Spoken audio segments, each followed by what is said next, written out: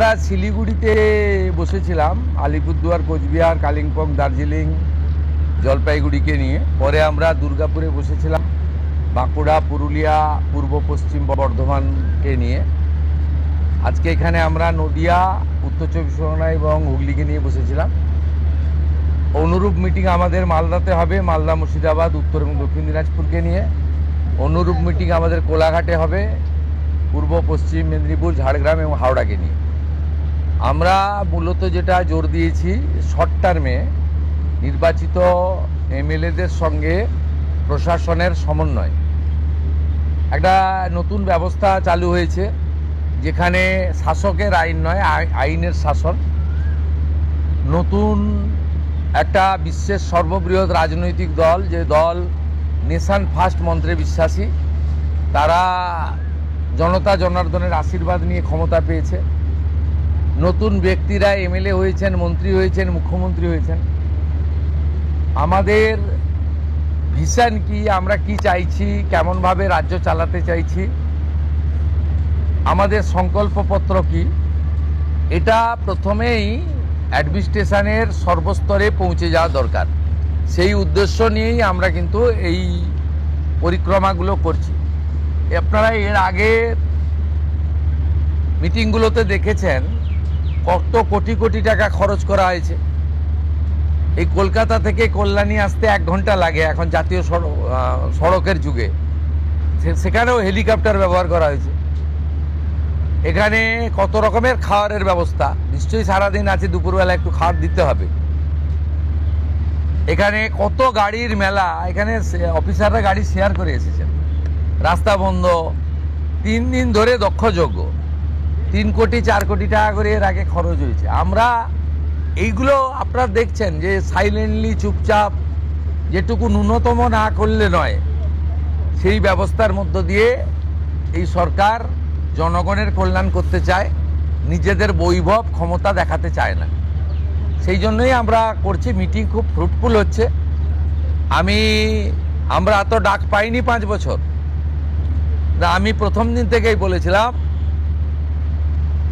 প্রশাসনিক মিটিংয়ে আমরা সব এমএলএদের ডাকবো, আর বিশেষ বিশেষ এমপিদের ডাকবো। আজকে বিশেষ বিশেষ এমপিদের মধ্যে বারাসাতের এমপিকে আমরা বিশেষ বিশেষভাবে ডেকেছিলাম, এসছেন উনি। আর আমাদের দলের এমপিদের আমরা ডাকছি সব জায়গায়, কারণ আমাদের এমপিদেরকে বিডিওরা পর্যন্ত, ওসিরা পর্যন্ত তাদের ফোন ধরতেন না। এই সিস্টেম তো ঠিক না। আমরা এখানে বলেছি, আইপিএস আইএসরা জানেন একটা পাবলিক রিপ্রেজেন্টেটিভকে কিভাবে রেসপেক্ট দিতে হয়। মহারাষ্ট্র সরকার করেছে, যে কোনো নির্বাচিত প্রতিনিধিকে যদি অনার না দেন, কীভাবে অনার দেবেন সেটাও স্টেট ক্যাডার এবং ন্যাশনাল ক্যাডারে বলা আছে। এগুলো আমরা এখানে করেছি, বলেছি। এবং আজকে এখানে বসিরহাটের অনেক অপোজিশনের এমএলএরাও যুক্ত হয়েছিলেন, তাদের মধ্যে একজনকে বলার সুযোগও আমরা দিয়েছি। আমরা চাই যে কেন্দ্র রাজ্য ডবল ইঞ্জিনের সুফল মানুষ পাক, এবং কেবলমাত্র নির্বাচনের সময়ই রাজনৈতিক কচকচানি হোক। সারা বছর আমরা কনস্ট্রাকটিভ আইডিয়া নিয়ে কাজ করি। আপনাদের মাধ্যমে মাননীয় প্রধানমন্ত্রীর 12 বছর সম্পূর্ণ হয়েছে। ভারত সরকার 5ই জুন বিশ্ব পরিবেশ দিবস থেকে 21শে জুন বিশ্ব যোগা দিবস ন্যাশনাল প্রোগ্রাম ডিক্লেয়ার করেছেন। পশ্চিমবঙ্গ সরকার এই ন্যাশনাল প্রোগ্রামে পার্টিসিপেট করছে, আমরা ঘোষণা করেছি। 5ই জুন রাজ্যের সমস্ত ব্লকে এবং পুরসভাতে, ইনক্লুডিং কর্পোরেশনে, মায়ের নামে একটি গাছ লাগানোর কর্মসূচি হবে। প্রত্যেক বিধায়কদেরকে অরণ্য দপ্তর, পরিবেশ দপ্তর, দুটো দপ্তর নোডাল থাকবে। তারা ফলের গাছ দেবেন এলাকায় বিতরণ করার জন্য, এলাকায় লাগানোর জন্য। 12 থেকে 20 জুনের মধ্যে 3 দিন জনকল্যাণ শিবির করতে বলা হয়েছে ভারত সরকারের পক্ষ থেকে। আমরা 3টে ডেট বেছে নিয়েছি, ওয়ার্কিং ডেট 15, 16, 17। আমরা সিএসের মাধ্যমে প্রশাসনকে বলেছি স্কুলে যেন না হয়, যাতে ক্লাস হ্যাম্পার না হয়।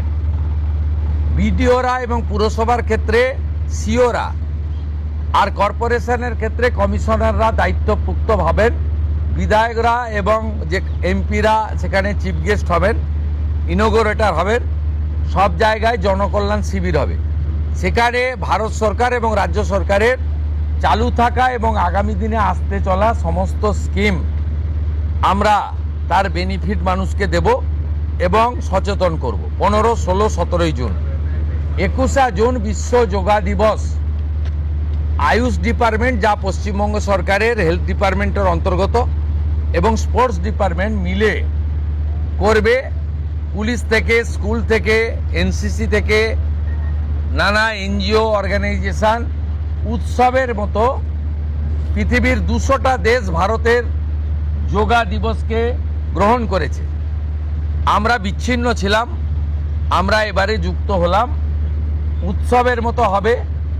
আয়ুষ ডিপার্টমেন্টের প্রোটোকল মেলে যেখানে যেখানে পাবলিক যোগা হবে তার আগে 2 দিন রিহার্সাল বা তাদের যা প্রোটোকল আছে, প্রোটোকল ভেঙে হঠাৎ করে যোগা পালন করতে কেউ যাবেন না, ছবি তোলার জন্য যাবেন না, সেই প্রোটোকল মেনে তারা করবেন। আজকে একটা নীতিগত সিদ্ধান্ত নিয়েছি, ক্যাবিনেটে এটা অনুমোদনের জন্য আমি রাখবো।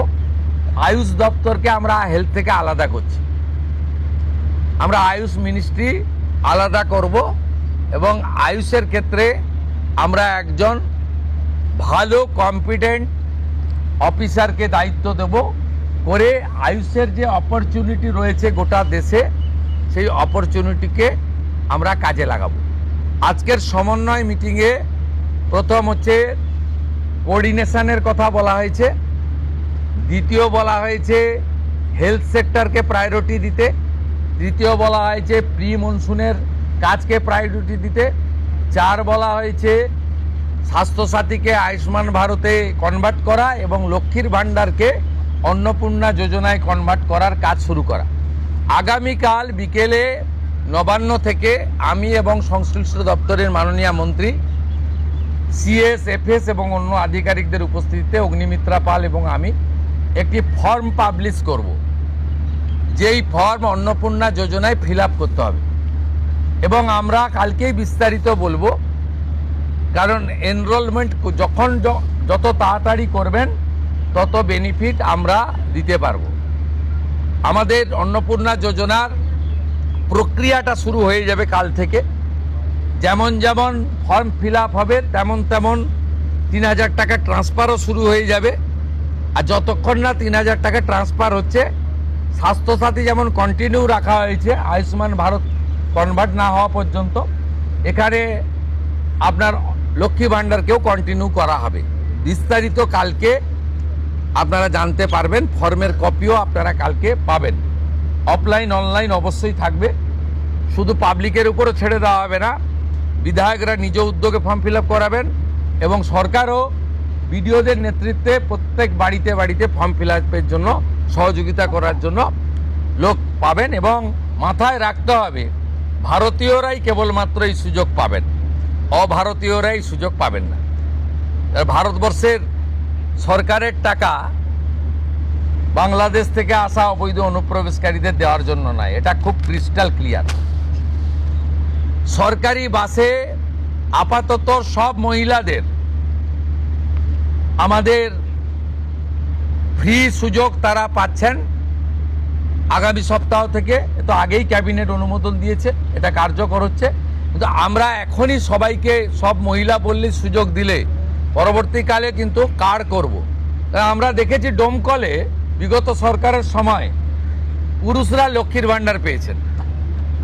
কেউ যদি মুখ মাথা চাপিয়ে রেখে শিলিগুড়ি থেকে এনবিএসটিসির ভলভো বাসে উঠলেন দীঘা আসবেন বলে, তিনি যদি বোরখা পরে চলে আসেন, তাহলে তাকে পুরুষ না মহিলা দেখার কোনো মেকানিজম বাসের ড্রাইভার কন্ট্রাক্টরের নেই। আপাতত চালু করলেও পরে আমরা মহিলাদের জন্য আলাদা ফ্রি কার্ড করে দেওয়ার ব্যবস্থা করব। আমরা প্রাথমিকভাবে আলোচনা করেছি এবং এটা আমরা কার্যকর করতে চলেছি। আমাদের মা ক্যান্টিন রয়েছে, সেই ক্যান্টিনগুলোতে 367টা, তাই তো অ্যাপ্রক্স 400-র কাছাকাছি সংখ্যা আপাতত এই থাকছে। সেখানে আমরা 2 দিন করে মাছ খাওয়াবো সপ্তাহে।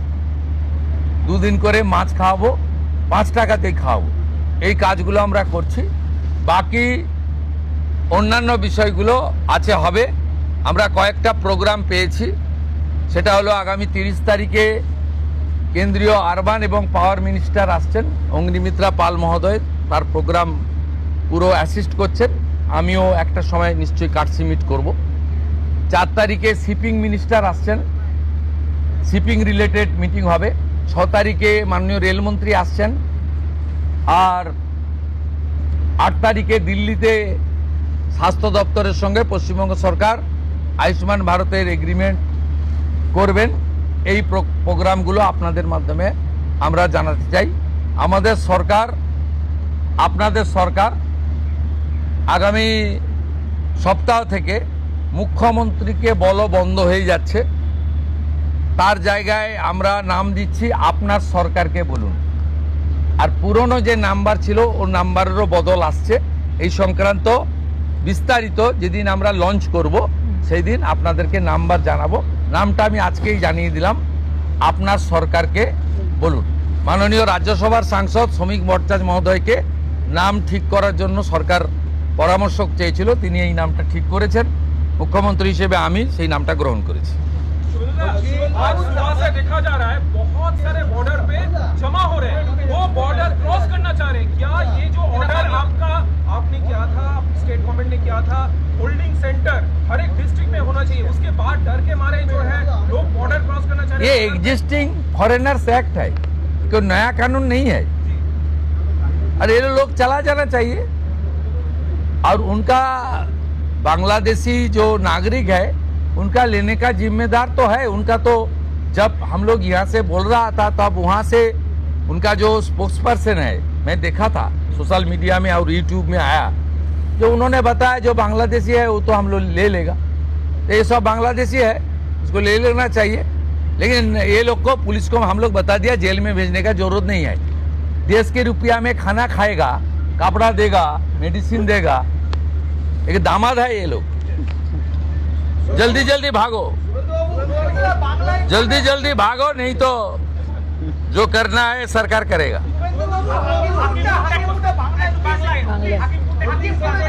না না, আমি হাকিমপুর সম্পর্কে জানি না, আমি মিডিয়াতে দেখছিলাম। কিন্তু এটা নতুন কিছু নয়, প্রেজেন্ট অ্যাক্টই রয়েছে। এবং আমরা বলে দিয়েছি যে বাংলাদেশের অবৈধ অনুপ্রবেশকারী তাদেরকে কোর্টে পাঠানোর কোনো দরকার নেই, আইনে নেই।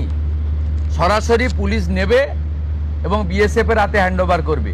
বিএসএফ এর যা ভারত সরকার বাংলাদেশ সরকারের সঙ্গে আছে এগ্রিমেন্ট, তাতে বাংলাদেশি প্রুফ করে হ্যান্ড ওভার করে দেবে। আমাদের জেলে 3 মাস 6 মাস 2 বছর রেখে আপনার চাল, আপনার ডাল, আপনার তেল, আপনার মাছ, আপনার ডিম, আপনার কাপড়, আপনার মেডিসিন ওদেরকে দেব কেন? এটা তো ভারতীয়দেরই ক্ষতি হচ্ছে, আমাদের রাজ্যেরই ক্ষতি হচ্ছে। সেই জন্য আইনটা এতদিন ছিল ভোট ব্যাংকের স্বার্থে কেউ বা কারা ব্যবহার করেনি। আমরা ভোট ব্যাংকের বাইরে গিয়ে দেশের স্বার্থে, রাজ্যের স্বার্থে এই আইন কার্যকর করছি। আবেদন করেছেন যে যারা এতদিন অভিযুক্ত রয়েছেন তাদেরকে গ্রেফতার করার জন্য এসপির কাছে, পুনরায় কি তদন্ত শুরু করবেন? আমি আবেদন পাই, এসপির কাছে উনি আবেদন করেছেন। এসপি নিশ্চয়ই ডিজিকে পাঠাবেন, ডিজি আমার সঙ্গে পরামর্শ করবেন। আমি হোম মিনিস্টার হিসেবে নিশ্চয়ই, আমার তো আইনের শাসন প্রতিষ্ঠা করার জন্যই আমাকে আপনারা মুখ্যমন্ত্রী করেছেন। তা আইনের শাসনে তামান্নাও আইনের শাসন পাবেন। আমরা তো বলেছি শাসকের আইন চলবে না, আইনের শাসন চলবে। বিরোধী দলের আমরা তো বলেছি স্কুল, কলেজ, মন্দিরের 1 কিলোমিটারের মধ্যে মদের দোকান লাইসেন্স দেওয়া যাবে না। এ সরকার অন্যভাবে চলবে, চিন্তার কোনো কারণ নেই। আমার সঙ্গে ভারত সরকারের মন্ত্রী জিতেন্দ্র সিং এর একটা মিটিং আছে 3:30টার সময়। এখন 2:30 বাজতে যায়, 1 ঘন্টা লাগবে যেতে। প্লিজ, এটা হচ্ছে বিশেষ বিশেষ সাংসদ বিরোধীদের, তাদেরকে আপনি ডাকবেন এই বিশেষ বিশেষের যদি বলেন যে মানে যারা অনেকদিন পরে সত্য কথা বলছে তারাই বিশেষ বিশেষ সাংসদ। যারা বলছেন যে আপনারা আমাদের স্বাধীনতা পাইয়ে দিয়েছেন, যারা বলছেন যে এর কোনো ভবিষ্যৎ নেই, ফলতাতে যে চতুর্থ হয়েছে সে আর 1 তো দূরের কথা 2-এই আসতে পারবে না। এই তালিকা সামনে ভবিষ্যৎ দেখতে পাচ্ছে। এই তালিকা আপনার কাছে প্রস্তুত? এই তালিকা তৈরি আছে। এই বিশেষ বিশেষ সাংসদ না আমি বলবো না, আপনারাই তো দেখাচ্ছেন। আমি তো আপনাদের চ্যানেলেই দেখছিলাম বারাসাতের সাংসদ কি বলছেন। তারপরে সরকারকে বললাম যে উনাকে ডাকুন, উনি নিশ্চয়ই কোঅপারেশন করতে চান। উনি আজকে বক্তৃতা করলেন, কোঅপারেশন করলেন, যাওয়ার সময় হ্যান্ডশেক করলেন, বলে এই প্রথমবার একটা ভালো মিটিং হলো। আমি এর আগে অনেক মিটিংয়ে যোগদান করেছি, বলতেই দেয় না।